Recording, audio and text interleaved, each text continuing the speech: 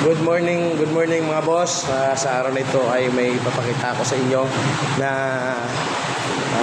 sana ay makapagbigay sa inyo ng konting kaalaman.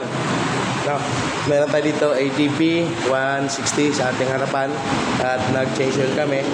Ito ay nakaranas ng bahain ng nakaraang taon.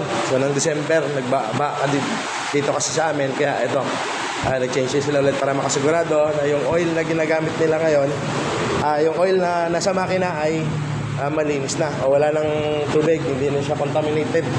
So ito, ang problema na nakita ko lang sa kanya ay ang kanyang gear oil. So sa gear oil, meron siyang kulay yung kanyang oil. So ibig sabihin, ito ay napasok ng tubig.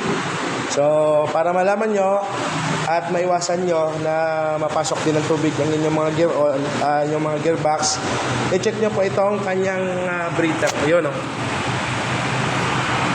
kung mapansin ninyo, yung hose na yon, ayan yung hose na yan, yung nakatayo, dapat ay nakasuksok yan doon sa may lagayan. Kasi just in case na dumaan kayo sa tubig o kahit sabihin natin mababaw lang yan, so dahil ang gulong natin ay umiikot at nagdadala rin yan ng tubig, maaari na pumasok yung tubig dito sa may breather hose, mahigop lang yung gearbox at makontaminate po ang laman niya na gear oil. So kung ito ay hindi maagapan at kadalasan naman sa inyo ay nagpapalit ng gear oil every 4,000 kilometers, so pwede na makadamage ng gear at ng bearing do sa gearbox sa loob ng inyong makina.